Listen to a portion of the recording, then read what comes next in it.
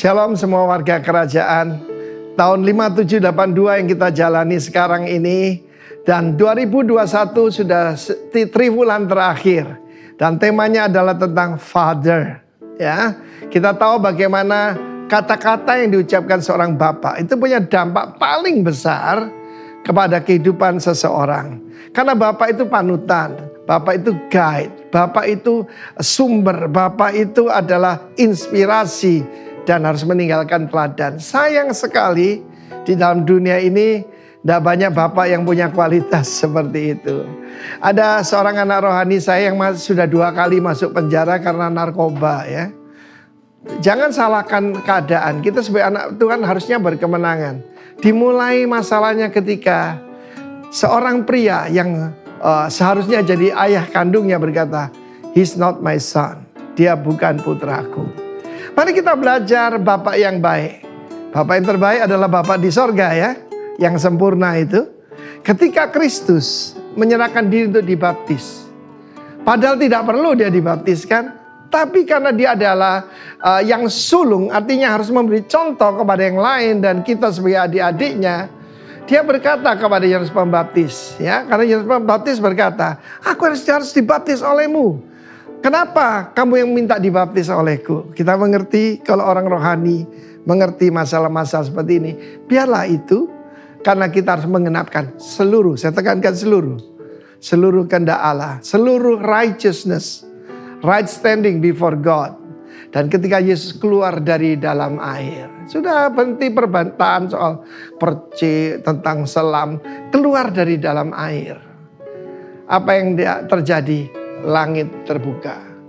Bahasa aslinya langit dikoyakkan. Lalu apa yang terjadi? Roh Kudus turun dalam rupa seperti burung merpati atasnya. The Father made His presence known. Bapaknya menunjukkan bahwa dia hadir pada waktu wisuda anaknya ini. Belum ada khotbah, belum mengusir setan, tapi saya berkenan pada Bapak dan ada satu suara dari sorga. Ini yang kita sebut bat call. Bat itu daughter, call itu voice. Suara dari sorga langsung, tidak lewat nabi, tidak lewat penglihatan. Sang Bapak berkata, "Inilah putraku yang kukasihi. Kepadanya aku berkenan." Saya belajar jadi bapak ya. Kepada anak kita yang masuk di dalam penjara itu, saya tidak katakan kamu tidak ada gunanya. Tidak, saya katakan I still have hope in you. Karena itu perkataan itu akan membangkitkan dia. Tetapi di sini, "This is my beloved son in whom I'm well pleased." Apa yang disampaikan Bapak itu kepada dia? Pertama-tama, He show His presence. Dia nunjukkan kehadirannya. Dalam keadaan seperti ini, hadirat daripada Tuhan itu lebih dari segala sesuatu yang kita harapkan. Waktu saya dimasukkan di rumah sakit, I know who I am. Saya putra Allah. Ya, dan hadirat daripada Bapa melalui Roh Kudus itu betul-betul menguatkan saya luar biasa. Kedua, dia menunjukkan kebanggaannya pada putranya. In whom I'm well pleased.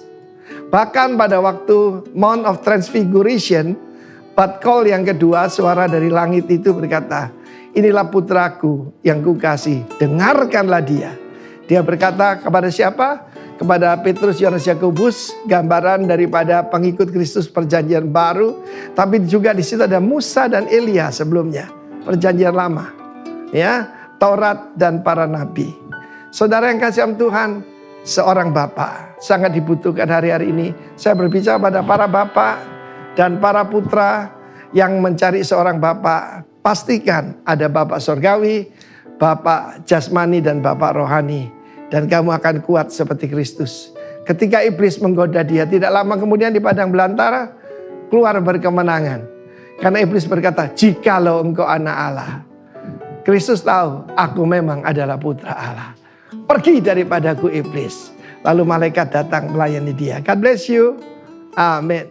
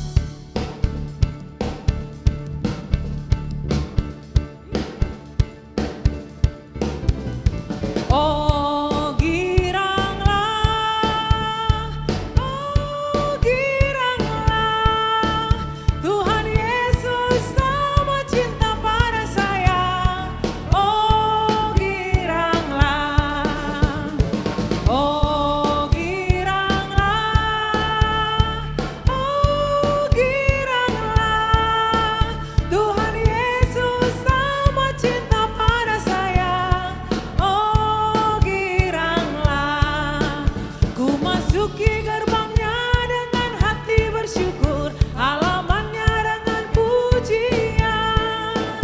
Kataku hari ini harinya Tuhan, ku bersuka sebab Dia gira.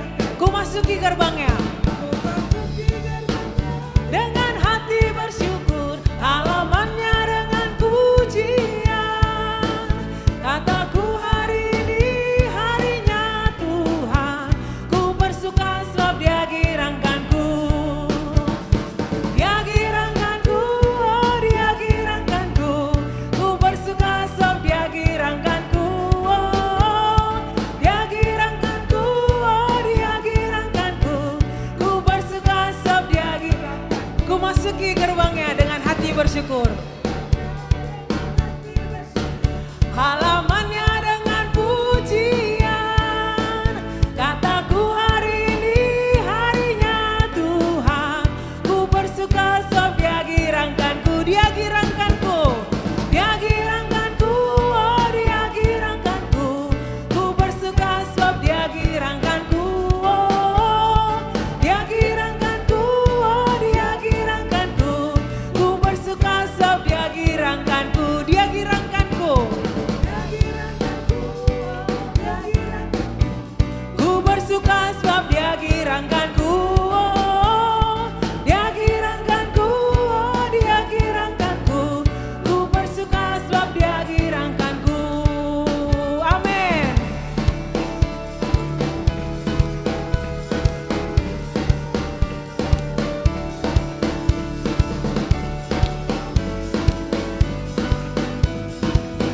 Sebab Allah kita adalah Allah yang sangat baik.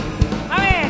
Ya Allah baik, ya Allah baik, ya Allah baik, Dia baik bagiku. Ya Allah baik, ya Allah baik, ya Allah baik, ya Allah baik, Dia baik bagiku.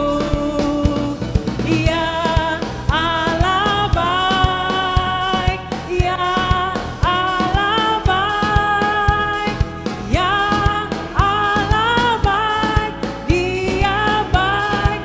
Ya Yesus baik, amin. Ya Yesus baik, ya Yesus baik, ya Yesus baik, Dia baik. Yesus baik, amin. Ya Yesus baik, ya Yesus baik, ya Yesus baik, Dia baik. Yesus baik, ya Yesus baik, ya Yesus baik, ya Yesus baik, Dia baik bagiku. Yesus baik, Yesus baik, Yesus baik bagiku. Yes Lord, terima kasih Tuhan.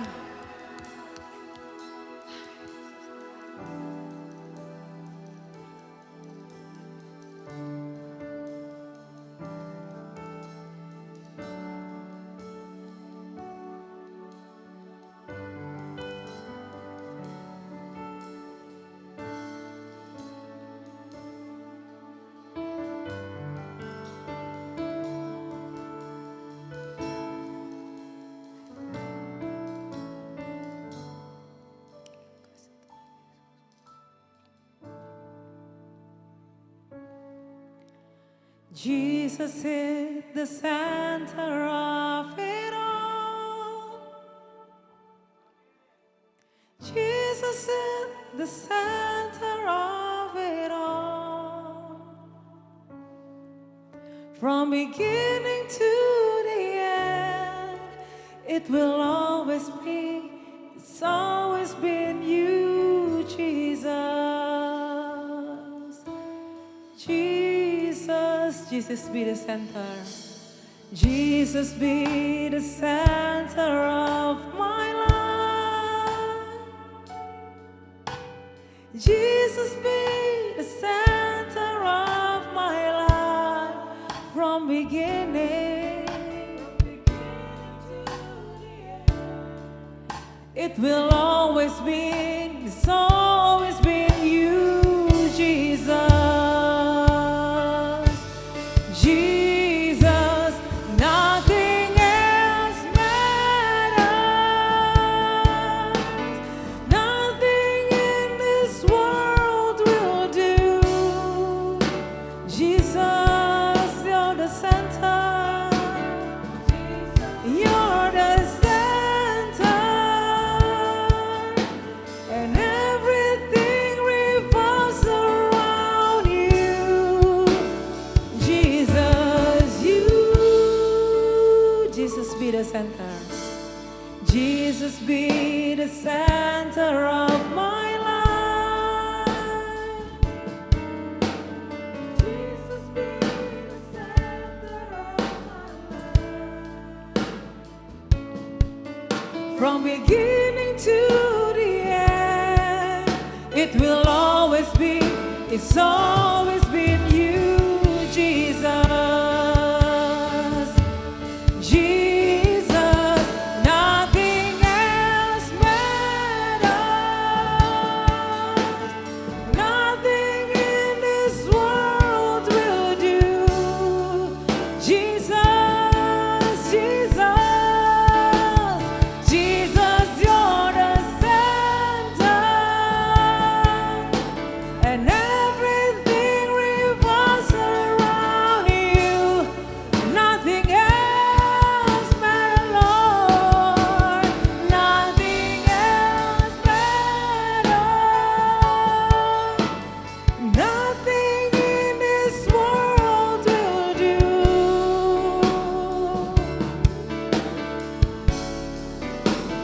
Jesus, you're the center. And everything revolves around you. Jesus, you. From my heart to the heaven, Jesus be the center. It's all about you. All about you. From my heart to the heaven, Jesus be the center. It's all about you. Yes, it's all from my heart to the heaven. Jesus be the center. It's all about you. Yes, it's all about you. From my heart to the heaven. Jesus be the center. It's all about you. Yes, it's all about you. We worship you now, Lord.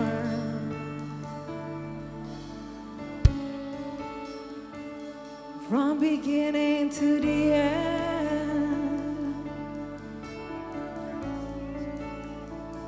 Kebesaran-Mu Tuhan, kekuatan-Mu Tuhan, kedahsyatan-Mu Tuhan.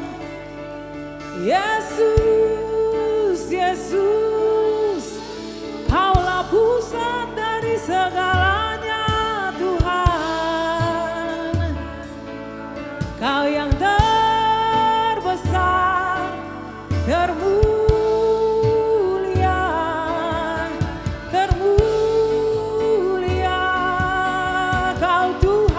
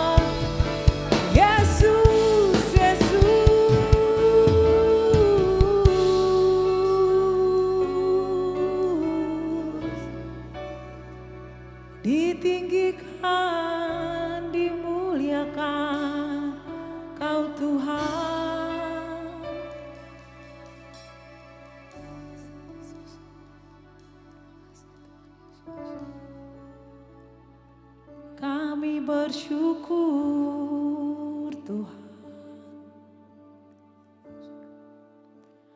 Kau ku sembah,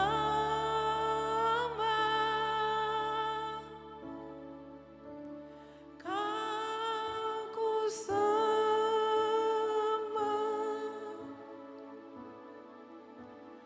Kau ku sembah.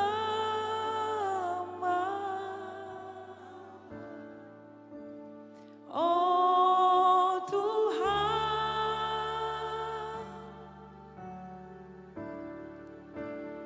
Kau ku sembah, Kau ku sembah.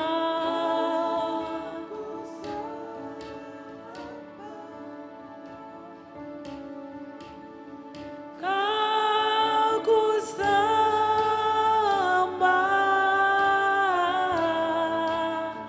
Oh Tuhan, kami sembah. Kau ku sembah.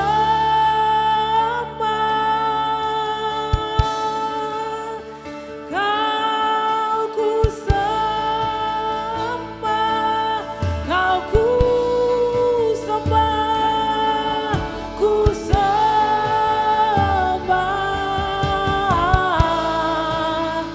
Oh Tuhan, Kau ku sembah. Kau ku sembah.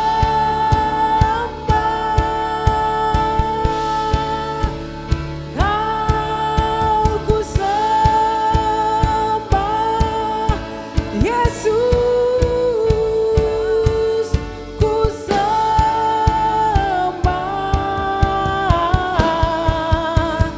Oh Tuhan, we worship you, we worship you. Kau ku sembah.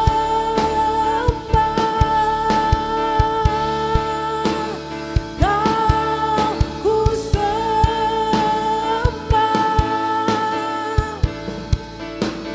Kau ku sembah.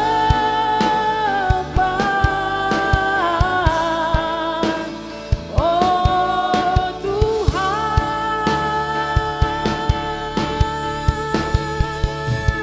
Kau ku sembah.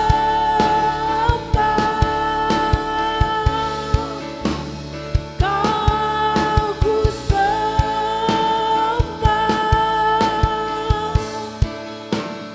Kau ku sembah.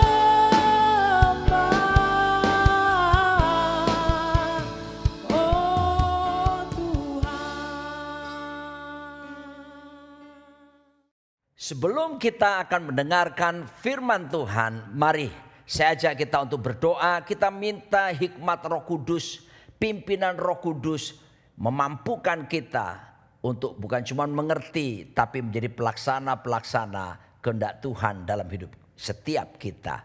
Datanglah kerajaan-Mu dan jadilah kehendak-Mu atas setiap kami di bumi seperti di sorga.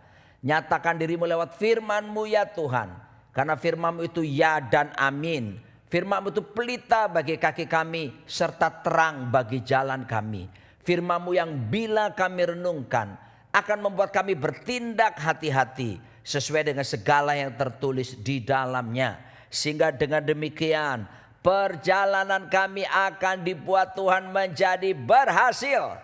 Dibuat Tuhan menjadi beruntung. Kami sungguh percaya langit bumi dan segala kemuliaannya dibangun manusia tidak kekal dan akan segera berlalu. Tapi satu hal yang pasti, perkataanmu, firmanmu tidak mungkin akan berlalu, melainkan kekal sampai selama-lamanya. Sebab itu berfirmanlah ya Tuhan, kami siap untuk mendengarkannya dan melaksanakannya. Dalam nama di atas segala nama, Raja di atas segala raja, Tuhan kami Yesus Kristus. Amin. Haleluya. Nah warga kerajaan, saya akan berbicara tentang mujizat yang terambil tentunya menjadi dasar Ibrani 13 ayat 8. Tapi sebelum kita membaca Alkitab banyak pertanyaan tentunya. Apakah mujizat itu masih berlangsung sampai hari ini? Nah, mari kita jawab bersama-sama. Dalam Ibrani 13 ayat ke-8 di sana katakan, Yesus Kristus tetap sama, baik kemarin maupun hari ini dan sampai selama-lamanya. Dari ayat ini kita sudah tahu bukan? Yesus Kristus tetap sama loh. Baik kemarin, sekarang, bahkan sampai selama-lamanya. Berarti Yesus yang adalah sumber mujizat itu tetap menyatakan kuasanya termasuk mujizatnya. Kalau dulu dia buat mujizat, hari ini dia tetap bisa melakukan mujizat bahkan sampai seterusnya. Haleluya. Kenapa ini harus saya singgung? Sebab ada begitu banyak orang, ya, bahkan orang yang cerdik cendekia sekalipun, mereka berpikir bahwa mujizat sudah selesai. Mujizat hanya berlaku ketika pada zaman rasul-rasul di gereja mula-mula katanya. Karena apa? Dan karena sekarang Tuhan sudah memberikan menurut mereka ini yaitu kecanggihan teknologi, termasuk teknologi di bidang kedokteran. Ditemukannya juga obat-obatan yang luar biasa. Kecanggihan teknologi telah didapatkan sehingga bisa mendeteksi satu sakit, penyakit atau apapun. Saudara dikasihi Tuhan, silakan, banyak orang berpikir seperti itu. Tetapi saya harus katakan kepada setiap kita harus mempunyai sebuah keyakinan yang kokoh bahwa mujizat itu tetap berlangsung sampai hari ini. Kalau cuma terjadi pada zaman nabi-nabi dan para rasul-rasul, apalagi dikatakan bahwa dua jawatan ini yaitu nabi-nabi dan rasul-rasul sudah tidak berlaku lagi. Cuma ada 3 jawatan, yaitu gembala, penginjil dan pengajar.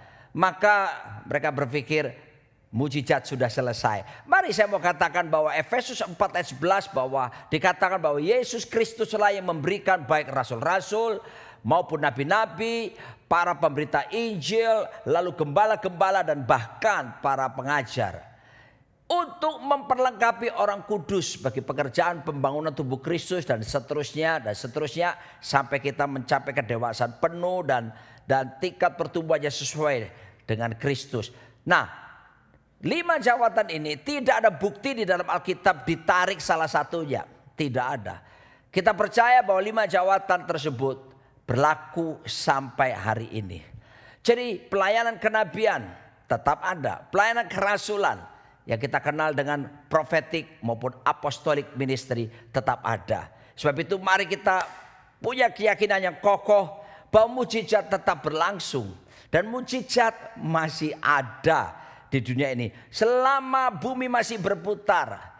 Sebab Alkitab menjelaskan bahwa ada waktunya nanti seperti bahasa roh akan berhenti, pengetahuan akan berhenti, penglihatan cukup berhenti sampai di bumi. Dan bahkan mujizat sudah selesai. Ketika apa? Kita sudah berjumpa, kita memerintah bersama Raja di atas segala raja dalam kemuliaan yang kekal. Baru di situ kita nggak perlu mujizat, karena tiap hari kita hidup di dalam mujizat yang dikerjakan oleh Tuhan dan kemuliaannya dinyatakan luar biasa. Bapak Ibu dikasih oleh Tuhan, warga kerajaan, apa sih sebetulnya mujizat itu? Nah, ini dia. Menurut Wikipedia, ya, didefinisikan bahwa mujizat adalah perkara di luar kebiasaan yang dilakukan oleh Tuhan atau melalui Tuhan, atau juga oleh kuasa Roh Kudus dan dengan tujuan tertentu. Salah satu tujuannya apa? Untuk Tuhan menyatakan kemuliaannya. Jadi tujuan mujizat bukan untuk kepentingan kebesaran seseorang pribadi, tetapi untuk kemuliaan nama Raja di atas segala raja. Satu kali dalam Matius 7 ayat 21 sampai 23, ada beberapa orang yang merasa dirinya hebat dengan karunia-karunia yang dahsyat. Mereka berkata begini, Tuhan, aku sudah bernubuat demi namamu. Wow, keren, ini pelayanan profetik. Tuhan, aku sudah mengusir setan demi namamu. Ini juga mewakili pelayanan evangelism, penginjilan. Tapi yang berikutnya berkata, Tuhan, aku sudah melakukan banyak mujizat. Bukan cuma mujizat ya, banyak mujizat demi namamu. Ini apostolik, gambaran pelayanan kerasulan. Lalu apa yang terjadi? Tuhan berkata begini, enyala dari hadapanku, aku tidak mengenal kamu. I never knew you. Depart from me, you who practice lawlessness. Hanya aku tidak mengenal kamu. Kamu sekalian pembuat kejahatan. Kenapa saudaraku? Tentunya ini bukan berarti bahwa Tuhan tidak berkenan dengan adanya mujizat, pengusiran setan, ataupun yang disebut dengan bernubuat. Tetapi ini adalah masalah pribadi pelaku-pelaku tadi. Jadi tidak bertentangan kalau kita melakukan mujizat nubuatan. Tetapi pelakunya tadi yang diusir oleh Tuhan. Kenapa? Ada beberapa alasan. Yang pertama, Tuhan bilang aku tidak pernah mengenal kamu. Kata mengenal di situ dalam bahasa Yunaninya ginosko. Artinya mengenal secara intim, akrab seperti suami istri. Hati-hati.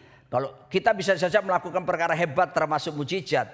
Tapi kalau pengenalan kita akan Tuhan tidak kita mau perdalam, kita tidak mengenal Tuhan lebih lagi, dan kita tidak menggali kebenaran lebih lagi. Kita cuma sekedar melakukan pelayanan tanpa ada satu keintimannya dibangun dengan Tuhan. Beresiko ditolak oleh Tuhan. Tapi yang berikutnya Tuhan berkata, kamu sekalian pembuat kejahatan. Alasan kedua, kata pembuat kejahatan itu anomia. Itu artinya lawlessness, ketiadaan hukum. Sengaja melanggar kebenaran firman Tuhan. Tidak menghidupi firman Tuhan. Dan arti berikutnya dari anomia adalah tidak tunduk dan tidak taat kepada otoritas. Hati-hati saudaraku. Loh, kok bisa tetap melakukan mujizat ya, sekalipun tidak tunduk dan taat kepada otoritas. Banyak orang berkata, oh saya cuma bisa tunduk kepada Tuhan, saya tidak bisa tunduk kepada manusia. Tunggu dulu, bagaimana kita bisa tunduk hormat kepada yang tidak kelihatan, sementara yang kelihatan saja kita nggak bisa tunduk dan hormat kepadanya. Saudaraku dikasih Tuhan, sebab itu perlu sekali ya mujizat dinyatakan, tapi disertai dengan karakter yang benar, disertai dengan pengenalan pribadi kepada Tuhan yang dekat, disertai pula dengan sikap hormat. Ada satu sikap menghargai kepada otoritas yang Tuhan berikan di atas kita.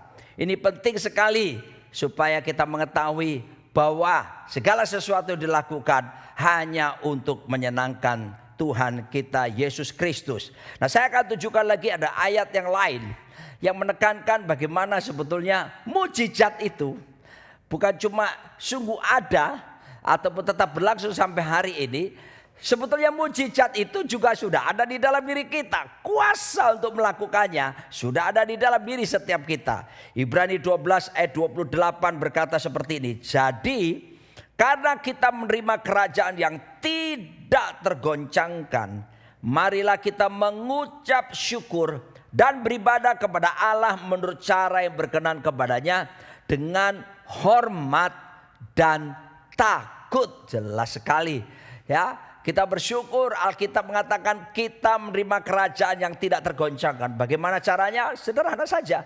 Bertobat, lalu menerima Yesus sebagai Tuhan dan Raja kita. Kita mengalami suatu proses keadaan yang disebut kelahiran baru.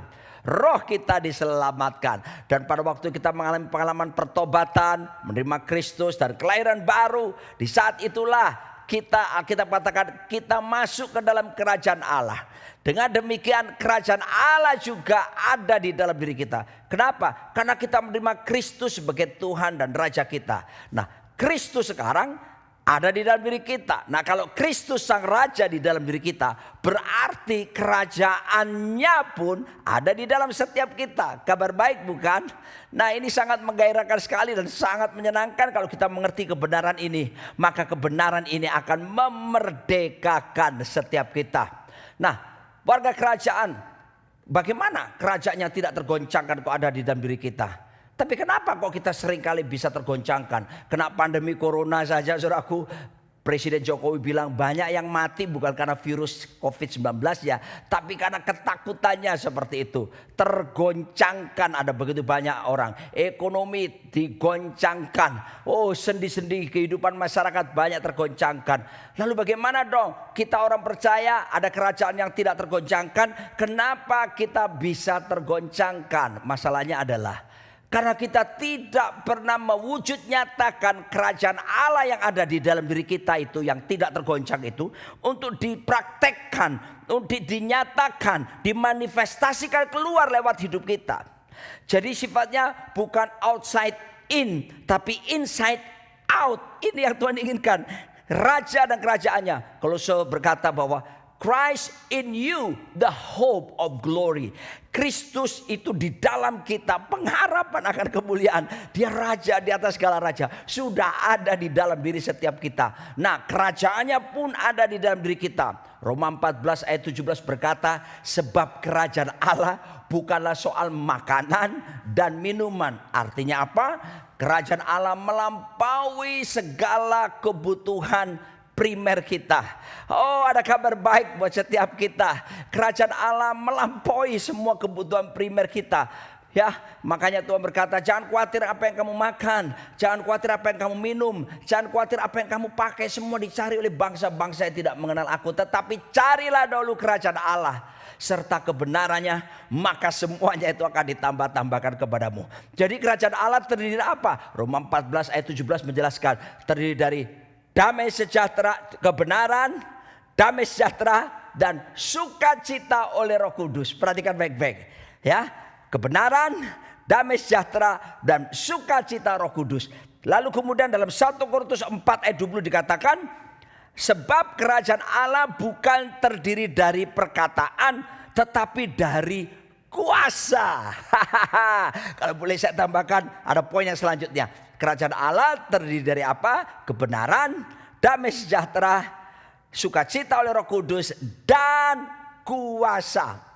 Haleluya. Semuanya itu sudah ada di dalam diri kita sejak Kristus jadi raja dalam hidup kita. Sekarang harus kita wujud nyatakan keluar, praktekkan keluar supaya menjadi berkat bagi banyak orang. Saya percaya kalau ini kita lakukan, hidup kita akan dipenuhi dengan mujizat-mujizat, dipenuhi dengan pertolongan. Kuasa Tuhan menyertai setiap kita. Kita mulai dari yang pertama, kerajaan Allah adalah kebenaran. Ya, kebenaran di sini berbicara tentang dikaiosune, right position. Posisi kita mesti beres di hadapan Tuhan. Ya, harus perhatikan posisimu. Ya, tapi juga perhatikan right relation. Kata kebenaran dikaiosune dalam bahasa Yunaninya mengandung dua makna. Right position, posisi kita mesti beres di hadapan Tuhan. Ya, tapi juga right relation, hubungan kita juga harus beres di hadapan Tuhan. Kenapa tadi orang-orang yang hebat di Matius 7 udah ngusir setan, bikin bernubuat, bikin mujizat ditolak oleh Tuhan. Mereka hidup tidak di dalam right position dan pula right relation dengan Tuhan itu sendiri. Ya, maka itu mari hidup di dalam kebenaran itu harus kita wujud nyatakan. Ya, hidup dalam posisi dan hubungannya benar dengan Tuhan itu harus kita alami, lalu kita wujud nyatakan keluar. Tapi juga ada kata kebenaran yang kedua di dalam Alkitab yang Yesus juga pernah ucapkan. Kata kebenaran yang kedua selain dikaiosune itu adalah aletheia. Aletheia berbicara tentang firman Tuhan. Ya, makanya kebenaran seperti ini mesti dipraktekkan. Alkitab mengajar iman tanpa perbuatan pada hakikatnya mati, sia-sia. Sebab itu mari kita rajin membaca Alkitab, merenungkannya siang malam, mempraktekkannya dalam hidup kita. Saya memberitahu, sukses is predictable. Sukses dapat diduga. Karena Yosua 1 ayat 8-9 mengatakan kalau kita membaca, memperkatakan firman Tuhan siang malam, maka kita dibuat Tuhan bertindak hati-hati. Lalu perjalanan kita dibuat Tuhan berhasil, malah beruntung. Bukankah ini sukses dalam ukurannya Tuhan? Dan sukses dapat diduga kalau kita terus bergaul, menghidupi firman Tuhan dalam kehidupan kita. Hidup dalam kebenarannya, menyatakannya. Artinya kita menyatakan kerajaan Allah. Lalu kedua, damai sejahtera. Damai sejahtera bukan sekedar perasaan tenang seperti kebanyakan orang. Damai sejahtera dalam bahasa Yunani pakai kata irene. Ini bukan sekedar perasaan yang membuat kita segar, senang, tenang. Melampaui itu seharusnya disebut damai sejahtera di sini adalah suatu kondisi di mana goncangan sekalipun, badai sekalipun boleh menerpa hidup setiap kita, kita tetap mengalami teranglah jiwaku dalam naungan sayapmu. Tenang, Sekalipun ada badai, itulah yang disebut damai sejahtera. Dan ini mesti dinyatakan keluar, ya, sehingga kita terekspresi apa? Gak gampang panik, gak gampang khawatir, tetap menaruh percaya, harap kita, kebergantungan penuh kepada Tuhan. Dan itu manifestasikan keluar, saudaraku, sehingga orang bisa lihat hidup kita, hidup dalam kuasa kerajaan Allah. Yang ketiga adalah sukacita oleh Roh Kudus. Kenapa ini harus saya sebutkan juga? Sebab saudaraku, saya lihat di tengah pandemi corona seperti ini, banyak orang susah untuk bersukacita. Hei, saya beritahu kerajaan Allah di dalam dirimu, sukacita sudah ada di dalam dirimu. Harus apa? Inside out, dinyatakan keluar.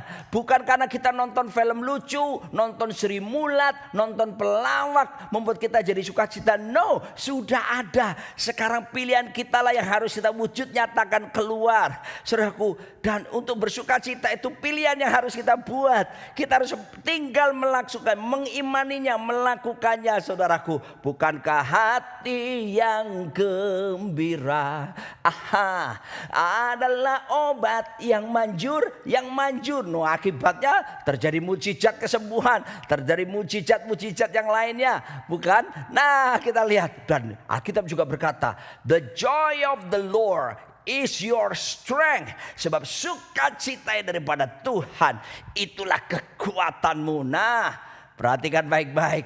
Misalnya saudaraku, di tangan saya ini ada sertifikat tanah 10 hektar di Jalan Sudirman di pusat kota di Jakarta. Lalu di tangan kanan saya ini adalah misalnya, saudaraku, ya, majalah Bobo, majalahnya anak-anak itu, ya. Saudaraku, kalau kita serahkan kepada anak-anak, kira-kira mereka pilih mana? Pasti mereka pilih majalah Bobo. Karena ada apa? Paman Kebul, ada gambar-gambar yang menarik.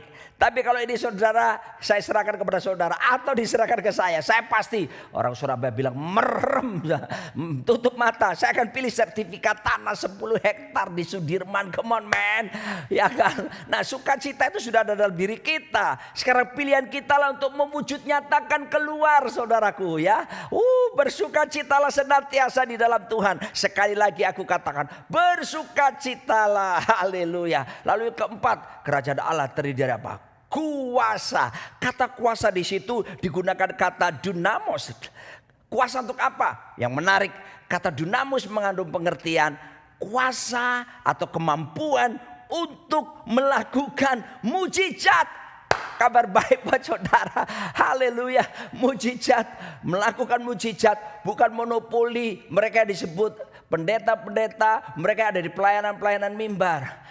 Mujizat dapat terjadi dalam hidup Anda dan melewati hidup Anda, melalui Anda orang percaya. Bagaimana saya berani mengatakan seperti ini? Yesus pernah berjanji secara khusus buat kita yang rajin bersaksi, rajin memberitakan Injil Kerajaan Allah, maka kuasa mujizat akan menyertai kita. Di dalam firman Tuhan dalam Markus 16 ayat 15 sampai 18 berkata begini. Lalu ia berkata kepada mereka, pergilah ke seluruh dunia, beritakan Injil kepada segala makhluk.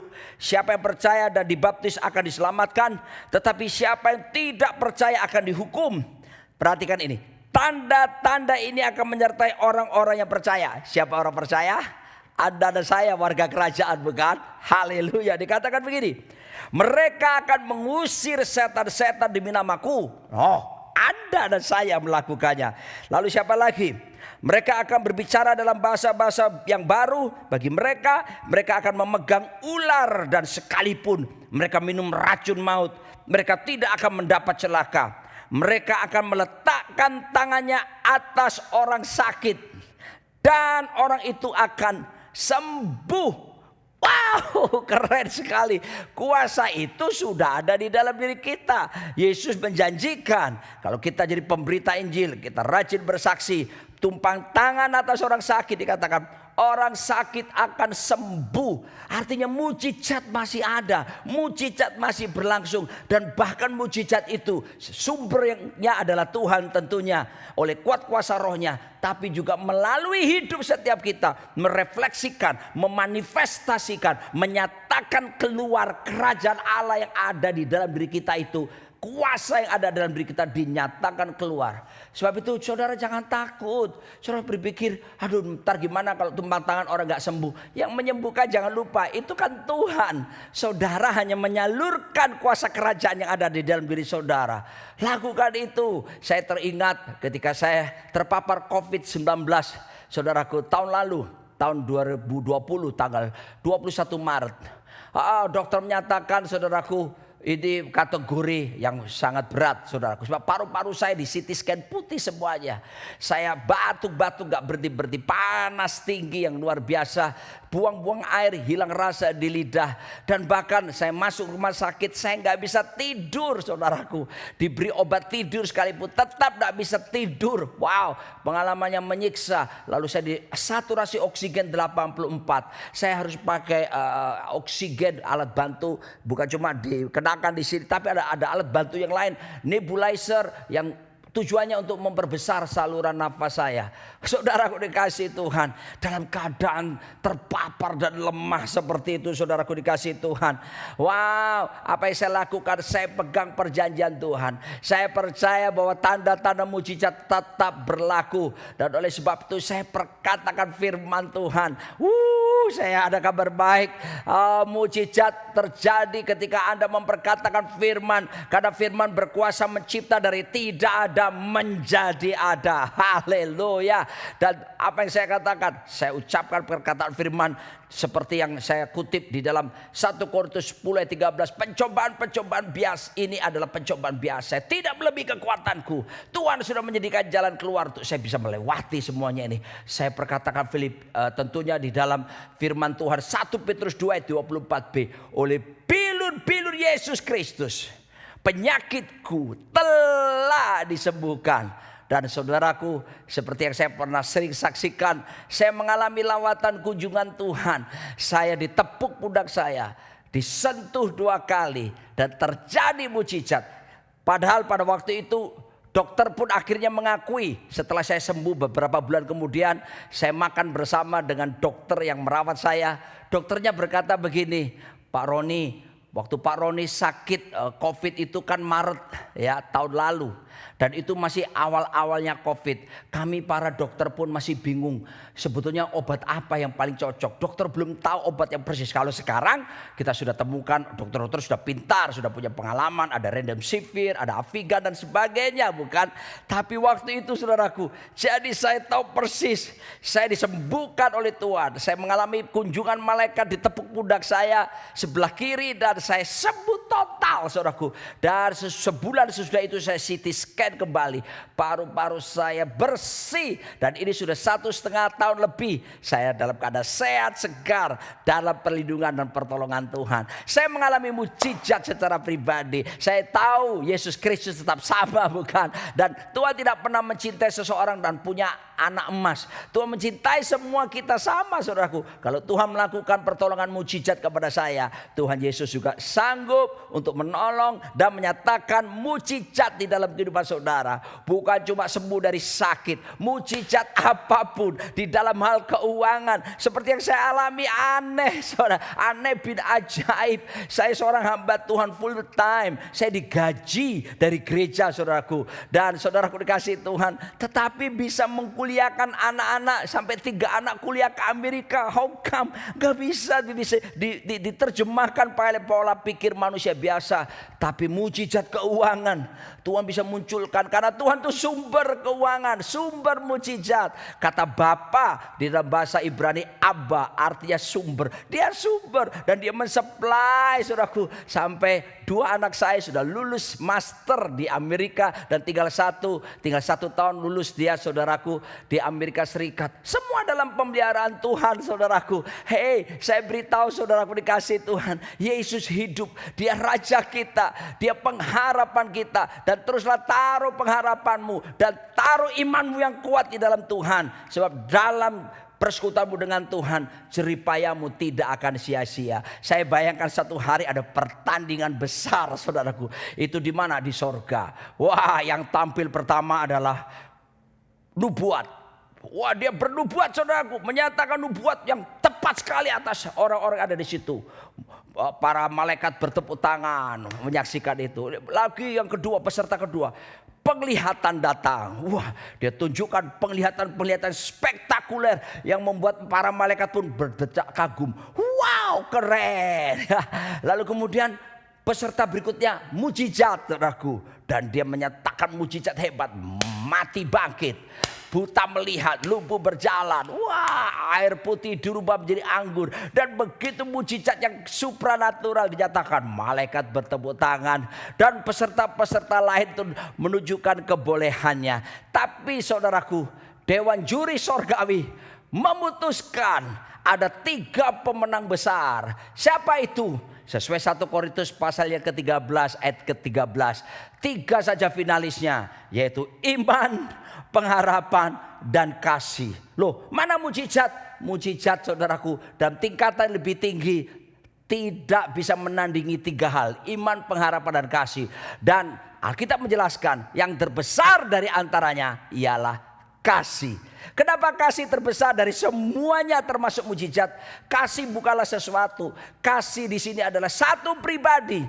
Pribadi itu adalah Yesus Kristus Tuhan. Sumber mujizat kita, sumber pengharapan kita, sumber kehidupan kita. Oleh sebab itu dasarkan hidupmu bukan sekedar kepada mujizat. Kita sudah percaya mujizat tetap berlangsung. Tapi jangan sandarkan hidupmu kepada mujizat. Sandarkan hidupmu hanya kepada Tuhan. Sebab bangsa Israel di padang gurun sudah bisa melihat bagaimana tiap hari mereka melihat mujizat. Tiang awan, tiang api yang begitu besar. Roti mana turun dari sorga. Pemeliharaan Tuhan. Mereka lihat laut terbelah jadi 2. Mereka melihat, mengalami tiap hari mujizat-mujizat. Tapi mereka tetap tegar tengkuk, tidak sampai ke tanah Kanaan. Kenapa, saudaraku? Karena mereka melihat dan mendasarkan hanya sekedar mujizat. Sebab itu mari kita beyond the miracle, melampaui mujizat itu. Gantungkan harapanmu, hidupmu kepada Yesus Kristus. Sebab Yesus Kristus tetap sama, baik kemarin, sekarang, bahkan sampai selama-lamanya. Kalau dulu Tuhan Yesus buat mujizat, hari ini apapun pergumulanmu, apapun beban yang saudara hadapi, bagi Tuhan tak ada yang mustahil. Bagi Tuhan tak ada yang tak mungkin. Mujizatnya disediakan bagimu. Kau diangkat dan dipulihkannya. Haleluya. Sebab itu ayo kita akan berdoa. Kita akan datang kepada Tuhan. Apapun pergumulan saudara, saya harus ingatkan Kristuslah sumber mujizat kita. Dan saya harus ingatkan kerajaan Allah yang tak tergoncangkan sudah dalam diri kita, yaitu kebenaran, damai sejahtera, sukacita oleh Roh Kudus, dan kuasa. Artinya mujizat sudah di dalam. Sekarang tinggal dimanifestasikan keluar. Kuasa untuk melakukan mujizat sudah di dalam. Manifestasikan keluar supaya hidup kita tidak berpikir untuk diri kita sendiri lagi, tapi menjadi berkat bagi banyak orang, menolong banyak orang, saudaraku.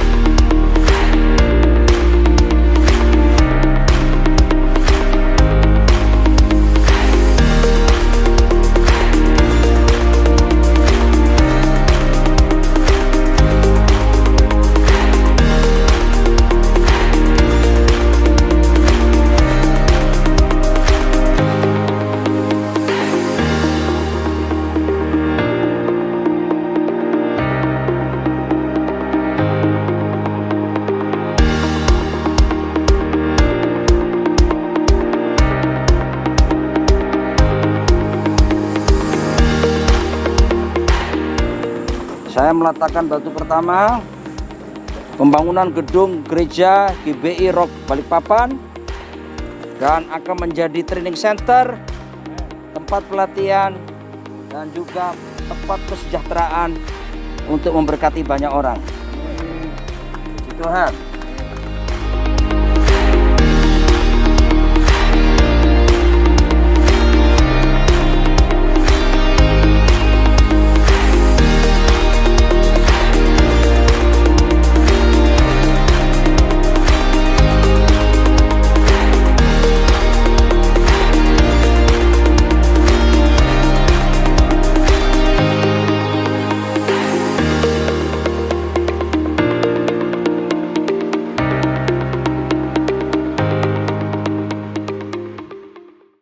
Mari kita berdoa bersama-sama. Bapa, hamba selesai berbicara, tapi Roh-Mu memeteraikan kebenaran dalam hati warga kerajaan. Siapapun yang dalam pergumulan, mereka membutuhkan pertolongan, mujizat-Mu. Datang kerajaan-Mu atas setiap mereka. Dan biarlah kerajaan yang sudah di dalam diri mereka, mereka boleh manifestasikan keluar. Dan bahkan mereka bukan cuma sekedar mengalami mujizat, mereka pun menumpangkan tangan atas orang sakit akan sembuh. Mereka jadi pelaku-pelaku, perantara-perantara kuasa-Mu yang hebat, dan menyatakan pengaruh kerajaan-Mu yang nyata, menjadi pelaksana kehendak-Mu yang kuat di akhir zaman ini Tuhan. Tidak ada yang mustahil bagi-Mu, dan tidak ada yang mustahil bagi kami warga kerajaan yang percaya kepadamu. Dalam nama Yesus, Raja di atas segala raja, sumber mujizat kami bersyukur dan berdoa. Amin. Haleluya, puji Tuhan. Kita akan masuk dalam perjamuan kudus pada minggu pertama bulan Oktober. Mari Bapak Ibu persiapkan roti dan anggur di rumah masing-masing. Bangkit berdiri sama-sama, kita berdoa untuk perjamuan kudus pada pagi hari ini. Haleluya. Bapak, kami ucap syukur, berterima kasih untuk anugerah Tuhan yang melimpah atas kehidupan kami. Kami sudah dibangun, kami sudah diperlengkapi dengan firman Tuhan pagi hari ini. Dan tiba saatnya kami akan bersekutu dengan tubuh dan darah-Mu. Roti dan anggur dikuduskan dalam nama Tuhan Yesus Kristus. Kami gereja-Mu dilayakkan untuk menyatu dengan tubuh dan darah-Mu. Kami terima perjamuan kudus ini di dalam nama Tuhan Yesus. Haleluya. Amin. Amin. Amin. Bapak Ibu terima kasih. Kita tetap ada online walaupun sudah ada ibadah onsite. Jadi ibadah online tetap ada ya. Saya ingatkan kembali Bapak Ibu yang mau atau membutuhkan roti dan anggur perjamuan, Bapak Ibu bisa ambil di Rock Center setiap hari mulai pukul 7 pagi. Bapak Ibu tidak perlu masuk ke Rock Center, sudah tersedia di depan pintu Rock Center. Satu paket perjamuan untuk satu orang selama 1 bulan. Sekarang sama-sama kita angkat roti di tangan kanan kita, dengarkanlah firman Tuhan. Pada malam waktu Yesus diserahkan, dia mengambil roti, mengucap syukur atasnya, dia memecah-mecahkannya dan berkata, inilah tubuhku yang diserahkan bagi kamu. Gereja Tuhan, Eklesia, bukankah roti yang kita angkat tinggi ini adalah persekutuan kita yang mahal dengan tubuh dari Tuhan Yesus Kristus, amin? Amin, amin. Mari makan dengan ucapan syukur dalam nama Tuhan Yesus Kristus. Haleluya, haleluya, haleluya. Terima kasih Tuhan. Setiap kali kita melakukan perjamuan kudus ini mengingatkan kita akan 3 hal. Yang pertama, aku atau egoku sudah disalibkan bersama dengan Tuhan Yesus. Yang kedua, tubuh dan darahnya adalah makanan untuk roh manusia kita. Dan yang ketiga, supaya kita tidak menjadi lemah dan putus asa. Sekarang sama-sama kita angkat anggur perjamuan ini di tangan kanan, tangan kiri taruh di dada sebagai tanda penyerahan hidupmu kepada Tuhan. Kemudian Yesus mengambil cawan, lalu berkata, ini adalah cawan perjanjian baru yang dimeteraikan oleh darahku. Perbuatlah ini setiap kali kamu meminumnya menjadi peringatan akan aku. Gereja Tuhan, bukankah cawan yang kita angkat tinggi-tinggi ini adalah persekutuan kita yang mahal dengan darah dari Tuhan Yesus Kristus, amin? Sudah percaya darah ini menyembuhkan sakit penyakitmu, amin? Dia memulihkan hidup kita. Mari minum dengan ucapan syukur dengan iman. Terima kesembuhan dari Tuhan. Haleluya, dalam nama Tuhan Yesus Kristus. Haleluya, haleluya, haleluya. Terima kasih Tuhan untuk perjamuan kudus, untuk tubuh dan darah-Mu, untuk karya salib-Mu di pagi hari ini. Kami percaya hidup kami semakin dipulihkan Tuhan. Hidup kami diberkati Tuhan. Bersyukur juga untuk firman Tuhan yang sudah kami dengar. Kami percaya firman Tuhan ini hidup dan bisa mengubah hidup kami menjadi lebih baik lagi, menjadi serupa dengan Kristus. Bapak, terima kasih. Sekarang kami angkat tangan untuk Indonesia. Kami speak blessing, kami katakan shalom Indonesia. Indonesia pasti dipulihkan Tuhan. Pandemi COVID-19 segala berlalu, ekonomi semakin bergairah dan diberkati Tuhan. Indonesia pasti diberkati Tuhan. Terima kasih Pak Presiden Jokowi dengan seluruh jajarannya, pemerintahan di daerah-daerah, gubernur, wali kota, bupati, camat, semua bersinergi bersama-sama bekerja untuk menuntaskan semua masalah-masalah khususnya pandemi COVID-19 ini Tuhan.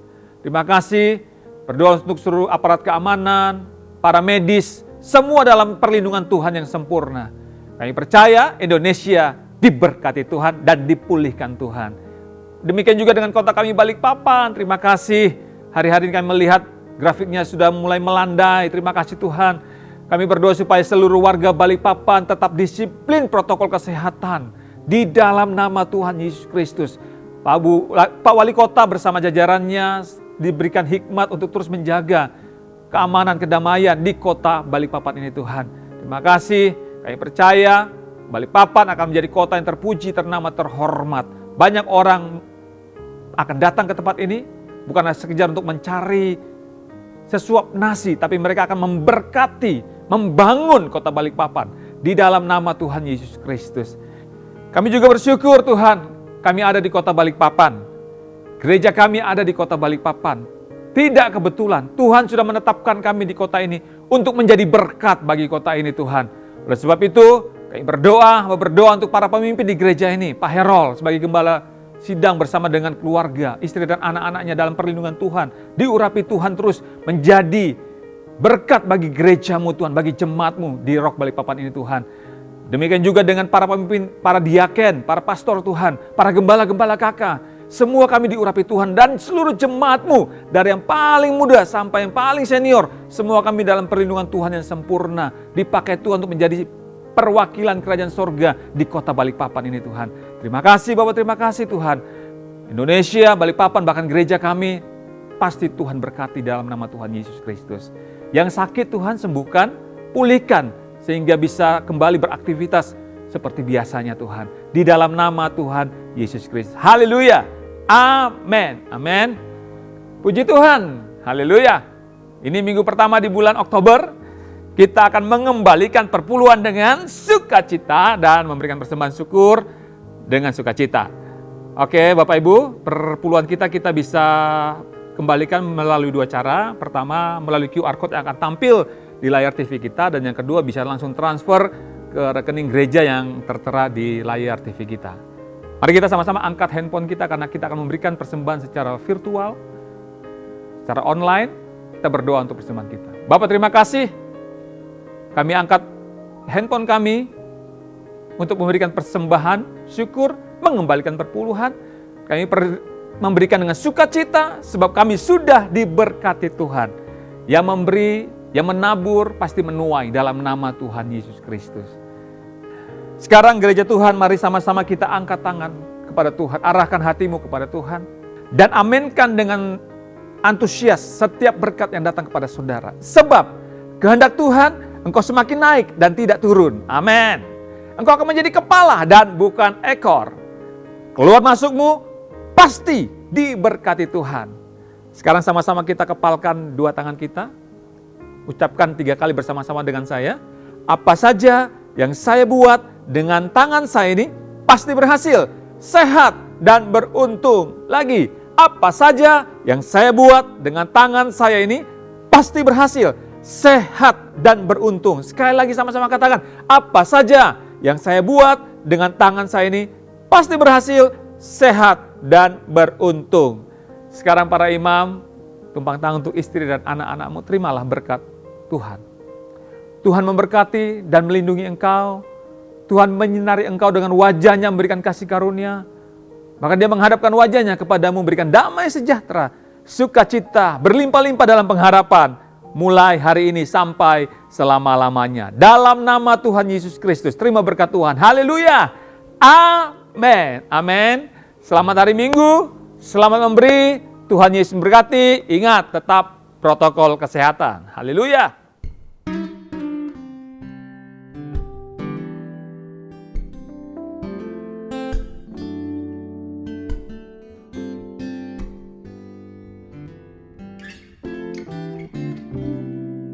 Ku tahu Bapa peliharaku, Dia baik, Dia baik. Ku yakin Dia selalu sertaku.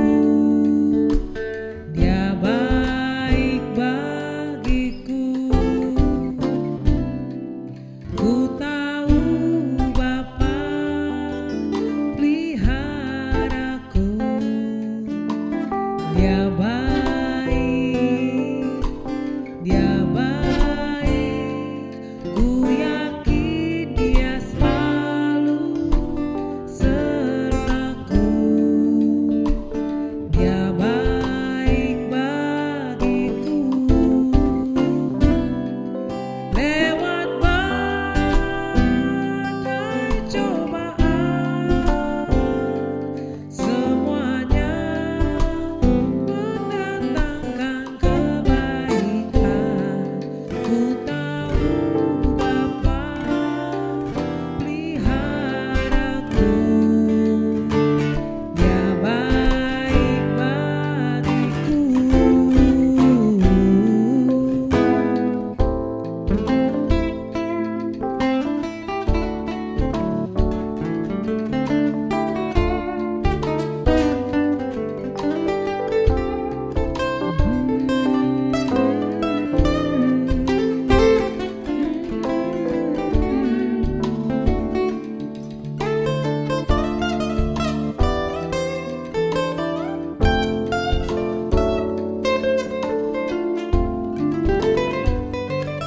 Lewat badai cobaan, semuanya mendatangkan kebaikan. Ku tahu Bapa peliharaku, Dia baik bagiku. Through the storm, through the night, now what pain, everything will be alright. I have known the Father cares for me. God's been good to me. God's been